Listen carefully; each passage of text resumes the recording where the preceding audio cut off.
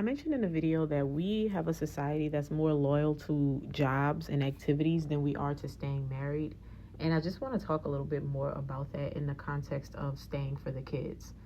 So I believe that in most situations, couples, married couples, baby mama, baby daddy, boyfriend, girlfriend situations that involve children, and they start to see difficulty, they start to see why maybe they should look towards separating.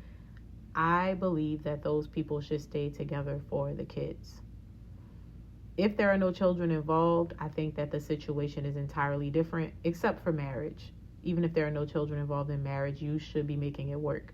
What I mean by that is, obviously, I'm not referring to gross immorality, and I always have to say this, and even when I do say it, people still lose their minds. I'm not referring to abuse, I'm not referring to addiction, and I'm not referring to adultery. And not because those things cannot be worked through, because I do believe that those things can be worked through under the right set of circumstances and with the prayer and dedication to God. But what I'm saying is, if you are in the heat of abuse, when you have children, even if you're not going to divorce that person right away, it would behoove you to get out of that situation, meaning physically remove yourself. I think a lot of times the issue that we have is we're like, oh, I'm going to get a divorce and I'm going to go find someone else. And that's the wrong mindset to have. Most of the time, if there is grounds for divorce, your concern should be safety and well-being and not replacement. And the idea of replacement is what ends up fueling a lot of people to divorce a lot faster than necessary. But if we had a heart posture of just wanting to seek safety and well-being, I think a lot of times we would be able to work through these situations. So going back to what I said, this is not about those circumstances of abuse, addiction, and adultery, although maybe in another video we can talk about how those things can be overcome, but it doesn't always look like what we want it to look like, and it takes a lot of dying to your flesh, not being afraid to look stupid, and actually putting on the fight for your marriage. So when I'm talking about like these normal circumstances, people get bored. People say things like, we just grew apart. People say things like, I'm just not happy. They're just not making me happy anymore. I'm just so burdened, and all these things, as if those things are more important than the stability of your family unit. Now, there are also people who argued and said, well, it's better for them to leave than to have children raised in an environment of hostility. I agree with that, but I also think that we have to take responsibility for every angle. And the problem is, a lot of us are just entitled. We're a very entitled generation, and we don't realize that if you decide to stay, you also have to decide that you're going to show up as your best every day. Just like I said, people are very loyal to their jobs and their activities and all of their other commitments.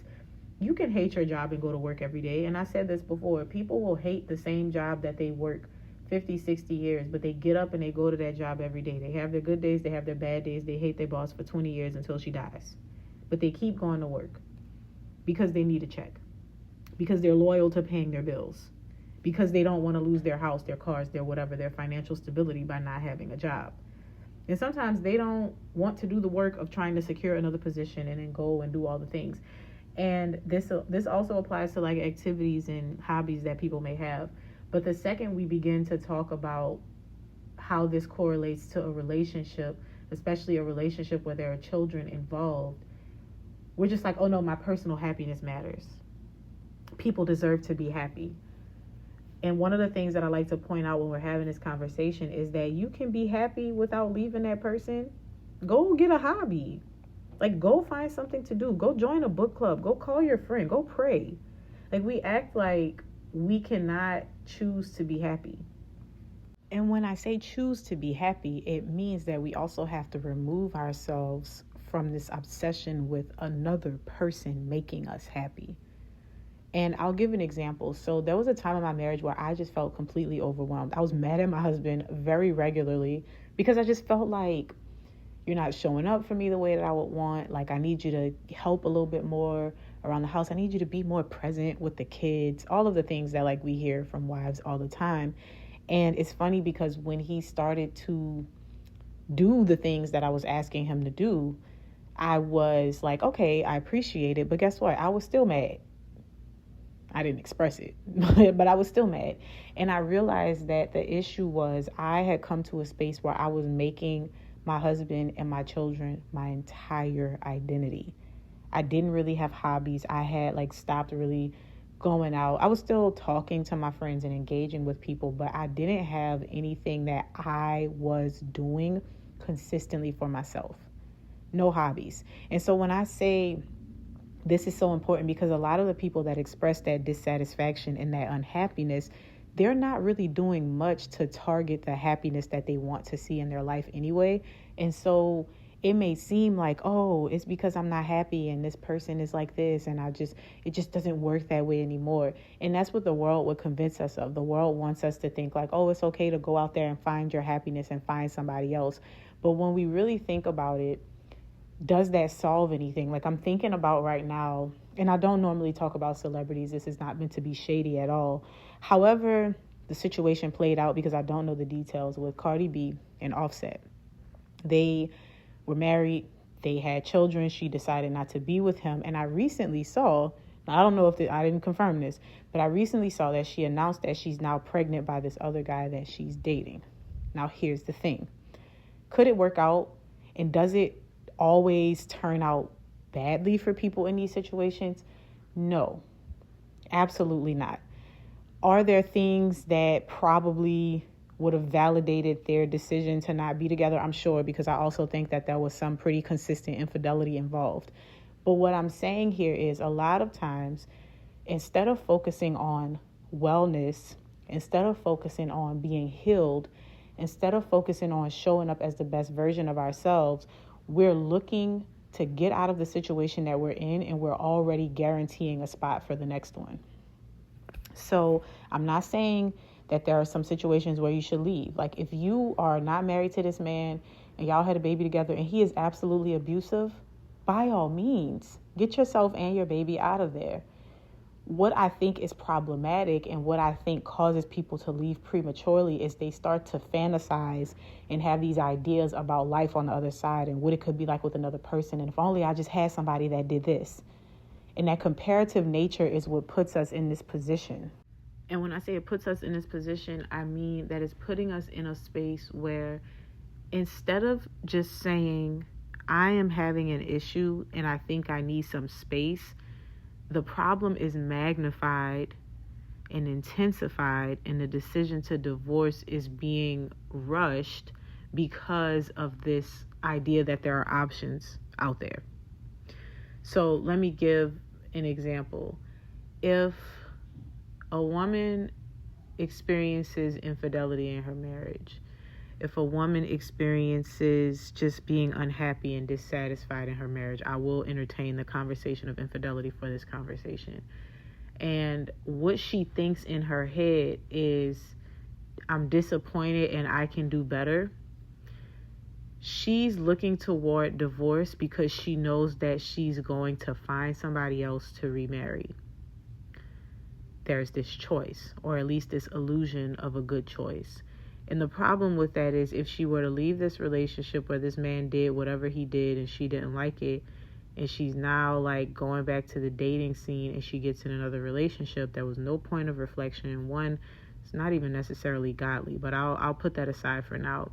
There was no reflection on what she should have done or what she should have done differently or how she can grow as an individual. And these are the things that happen naturally when we're not seeking to get out of the relationship and get into the next one. Okay. Now, it would be different if she said, I've been through a lot with this man. He's been cheating on me. You know what? I just don't want to do this anymore. She doesn't really have intentions to go and find someone else. She just knows that she can no longer be in this marriage. And I know that people don't say it, but more often than not, there is that invisible mindset of people wanting to get out of their relationship, wanting to get out of their marriage. I need to be specific and clarify what I mean. Wanting to get out of their marriage simply because they know that there are other options out there. But if there were no options, most people would just stay in their marriage. And I'm saying this, and I know a lot of times it's really hard to have this conversation in an even playing field because people assume that you're saying something that you're not, when really I'm just pointing to logic. And so when we think about the conversation of like, oh, the grandmothers were staying while they were being cheated on because they didn't have any other option, and this, that, and the third. Here's the thing. I'm not excusing the actions of men. I'm not excusing the actions of women. I'm not excusing the actions of anybody, because people need to be held accountable for the things that they did. They need to be responsible for their actions, and they need to accept the consequences. That's just the way life works. What I'm getting at here is we have all of these choices in modern day, and we have all of these things that we think are liberation, but they actually cause us to be more so enslaved. So let me go back to the Cardi B example. This woman left her relationship with the man she was married to because of whatever was going on, not whatever. But when she left that relationship, she immediately got into another relationship.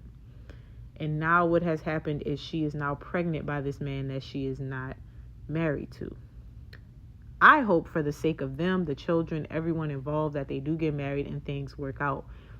But what I am getting at is this is the story of so many people, so many women and so many men go through this thing. And so what now is happening is she has these children from a previous relationship, from another marriage. They're going to have their own struggles with the fact that mom and dad are no longer together, whatever. And they're going to have to deal with that. What makes this a difficult conversation to have is because we also have to run with the assumption that both parties are willing, will acknowledge change, will be accountable to doing something different, okay? And I really do believe that, I think that this is why the Bible says what it says about adultery and with marriage.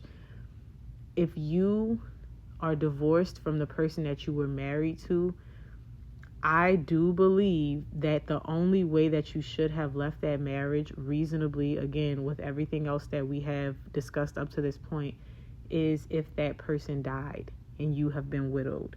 Because the Bible also says that if you do get a divorce and you go on to remarry, you are an adulterer. And I think we glaze over that sometimes. And again, I think sometimes we can be in our human flesh and we want to justify it, and we think about it and we, that's restrictive and that's legalistic or whatever you want to call it. But here's the thing.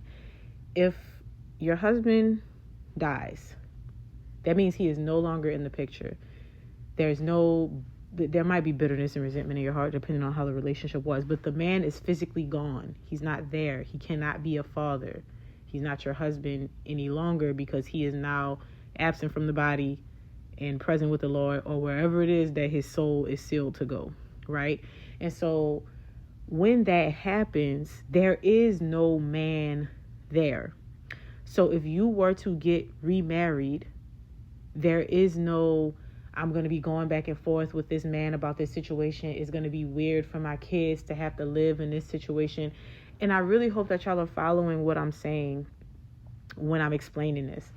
Versus you get a divorce and you get remarried. That man is still in the picture. That man is now competing for the love and attention of his children with whatever man it is that you got remarried to. This is not in scripture. This is just a thought that I have regarding these things, because when you think about it, and when I used to look, I'm like, well, why would that make a woman an adulterer? If they got a divorce and they're no longer married, like, why would it make her an adulterer to remarry? And when I think about it, this is what my mind is bringing me to. It's this idea that if this man is still alive and you have divorced him and you go on to be with someone else, human emotions are still involved. There's going to be jealousy. There's going to be envy. There's going to be bitterness. Even if it's not toward each other, it's going to be regarding those children. And I know we have all of these things about like healthy co-parenting and this and that and the third, but I do not believe that those things were God's design. And I think that God put that in his word for the reason of what we have in society today. It robs us of the opportunity to continue to give grace and be understanding when we glaze over this, right? So again, going back to the example, your grandma stayed because she didn't have an option. I'm not saying that this made your grandma holier than thou, more righteous, but what I'm saying is your grandma had, and maybe not your grandma specifically, okay, but culturally, the women of past generations who stayed with their men no matter what. she had not been thinking about, let me go find this other man. I'm going to show him and I'm going to get somebody else to provide for my kids. And I really, I really hope, I know I probably sound crazy to some people that are listening to this right now. But what I'm getting at is if the women and the men get divorced and go off to recreate families of their own after they've already started families, you cause trauma and issues with your children even if you never see them. Because no child wants to see their parents not be together. No child wants to experience their parents falling in love with someone else. No child wants to experience having to live in a home with half brothers and half sisters. And it is not fair to those children that two adults could not come together and figure out their foolishness. Because as I mentioned in another video where I talked about this, we like to pretend like we just can't do it and we can't bear it and it's so awful. But we only do that when it comes to romantic relationships, specifically marriages, and specifically when these children are involved. Because we will stay under any circumstances when it benefits us enough or when the threat is very large. You will not go into your job and leave tomorrow because you're suffering with mental health issues. You simply will not do it. Because you need your job, you need your money, you have to pay rent, and bills are very real. So the consequences are there. They're tangible. The consequences are going to hit you immediately. But when it comes to being married and when it comes to holding your family together and when it comes to being there for your children and showing up intentionally regardless of what the circumstances are between you and your husband or you and your wife, because there's no immediate consequence, people feel like they can do what they want. Rightfully so. You can do what you want. That's why you have free will, right? But what I'm explaining here is something that probably hurts. It probably stings. It might be a little bit convicting, but I do think that it's worth talking about because we have to get out of our flesh and we have to get out of this space of thinking that it's just about us. The relationship that you have, your choice goes out the window now that you have children. Just like you have to sacrifice as a parent other things, you sacrifice sleep for sure when they're little. You sacrifice a lot of money. If things are tight, you definitely sacrifice some money because there's going to be times where you have to budget and there's going to be things that your children need more than the things that you actually want, or maybe even more than the things that you need. Ask any mother who's impoverished or having a hard time, any single mother raising her kids on her own, how much she has sacrificed to make sure that her children don't have to go without having the things that they need, right? So as a parent, you give up, I want to be happy and I need to make sure I have a life too. All of those things are worldly and all they are is excuses that help us to justify the things that we decide in any given moment we want to do. But the very adult, very mature thing to do is to figure out how to make it work with that person. And again, y'all, I know I talked about a lot and I know I said a lot. And I know I say I'm not referring to these specific situations. And I say we will save that for another time where we talk about abuse, addiction, and adultery. But those do apply. And so I wanted to mention that. But what happens is, let's say all those things aside, you're bored. The spark is gone. He's not showing up for me. I feel like a married single mother. That is your flesh talking. That is your flesh talking. Because again, in any other given situation, you're going to tolerate whatever the circumstances are. If your boss is annoying you at work, you're not going to quit your job. You're simply not. You're not going to do it. And I think that when we start to have these conversations and we actually face the truth of the matter and we start dealing with the root of the issue, we will be a lot better off. So something I mentioned earlier on in this episode is that a lot of people just don't have hobbies. And the example that I gave was I felt like it was always something, or I felt like it was always my husband's fault. I felt like I was always angry. That's not to say that he wasn't doing things that tick me off. It's not even to say that he wasn't truly exercising laziness, right? Because maybe he was. But what I'm getting at here is the actual issue was me. It was me, and the fact that I didn't know how to pour into myself, the fact that I didn't have a boundary to be like, you know what, I need some space and time to get away. You know what, I have to reserve this area of my life so that I can do something for myself. And so we start looking for happiness in this other person. We start having all of these expectations when really the problem is that we need to do some self-exploration. The problem is that we need to take time to invest in ourselves and to invest in hobbies and to invest in things that we want to do. Maybe just invest in some time away so you can go hang out with your friends or go to dinner by yourself. Because this idea of I have to have this person that makes me happy, it really is the work of the enemy, because you're constantly going to be chasing the high of happiness. And then you're going to be expecting this person to be jumping through hoops to make you happy, when the reality is that sometimes stable, healthy love is boring. And that's okay. So we actually have to get away from this concept of making all of these excuses to justify why we want to leave a situation. And I'm going to tell you, just because something is normalized or just because something has made its way into our society doesn't mean that it's something that we should accept. So of course we do have things like child support, and we have alimony and spousal support and all of these things. And I'm not saying that those things should be taken away, but I think that sometimes we abuse situations that should be outliers, because quite frankly, a divorce really should be a last resort, and it should really be under crazy circumstances. But the way that people are just divorcing because they're not getting along, the way that people are just divorcing because they're just on their last straw and I'm just tired of it, the increase in the number of videos I've seen of women being like, he's a good guy, but I want a divorce. I just don't feel it. There's just no spark. It really is scary. And this is why we're raising an entitled generation.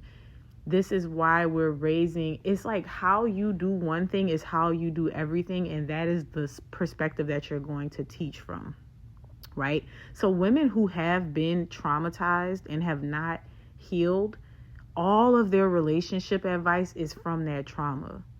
And I know this because I experience it all the time. I will be talking about something, or I'll be giving my input, or I'll be giving some type of advice or feedback on a particular situation. And I'm getting a woman in particular who's pushing back on it. And when you get to the root of what her pushback is, it's a specific situation that she's had with a man. She has not unpacked it. She has not turned it over to God. She has not healed from it. And she's still struggling with it. And now she's projecting, making that situation the reality for other people when it's not the case. And to me, that should be criminal. That should be criminal.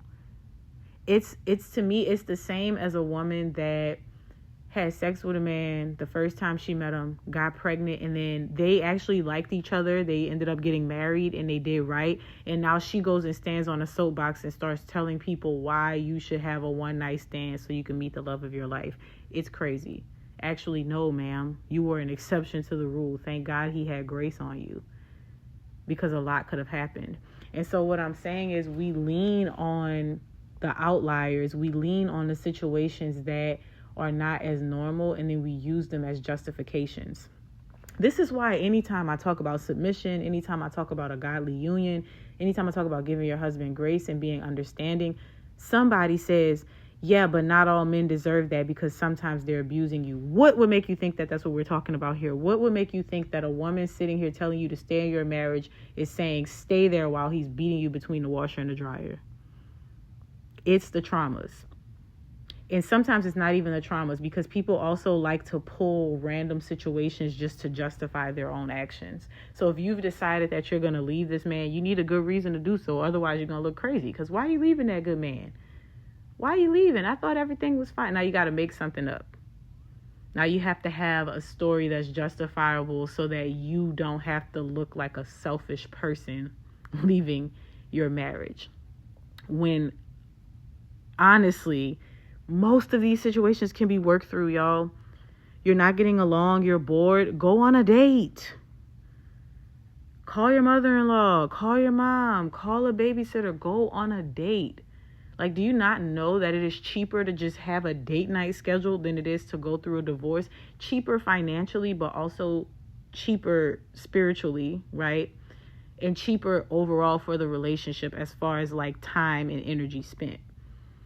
And again, this is going back to the fact that we should be prioritizing staying together for our children. That is not something that we should be moving away from. People try to make it seem like, no, everybody needs to be happy and everybody needs to do this. No, we need to get a grip and we need to be responsible and we need to stop acting like entitled children.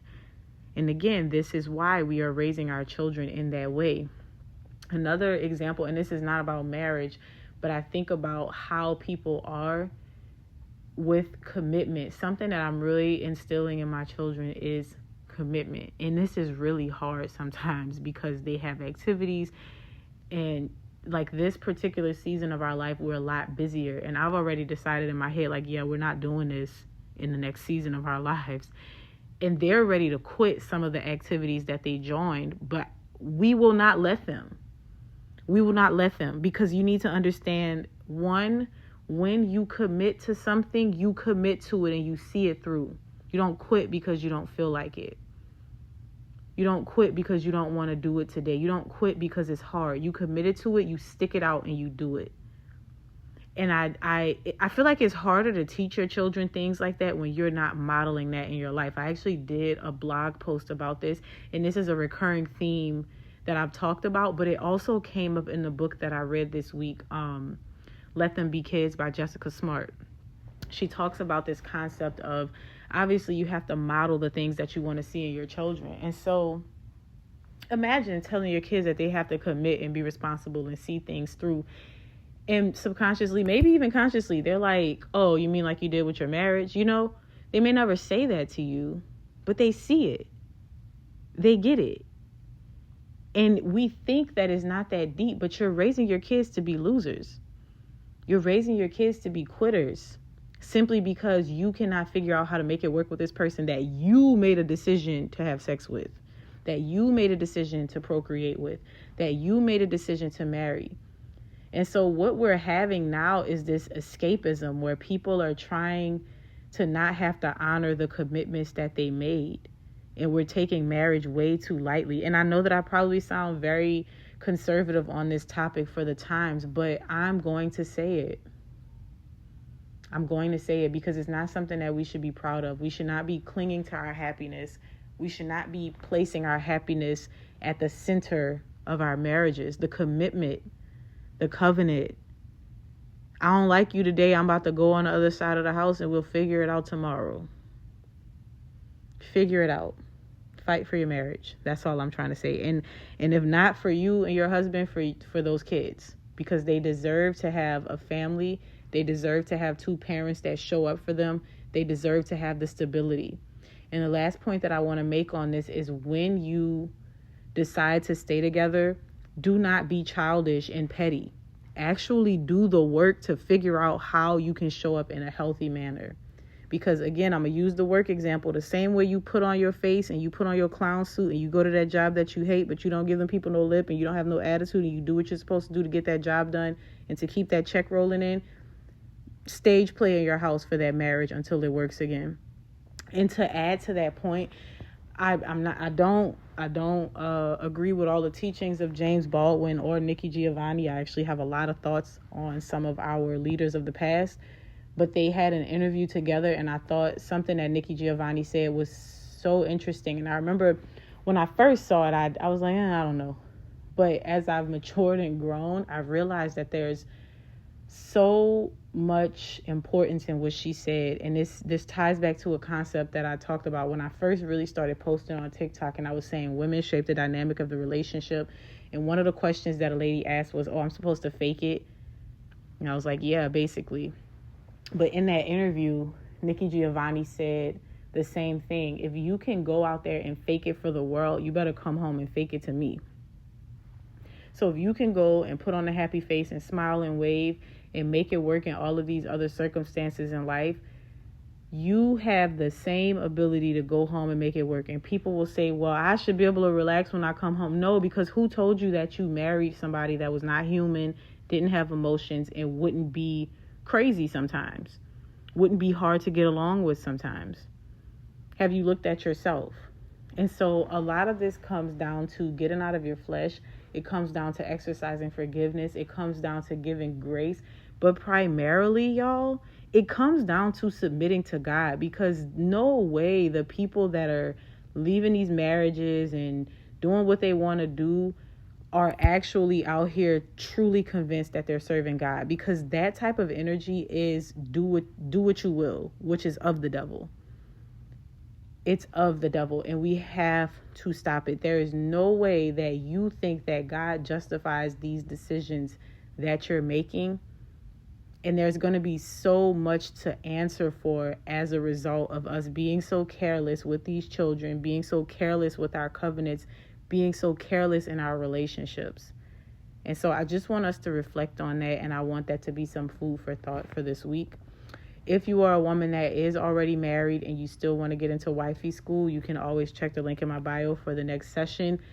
If you are not married and you want to work with me, please, as a woman, do the Womanhood series and not wifey school. And I say time and time again, that is because those programs are different.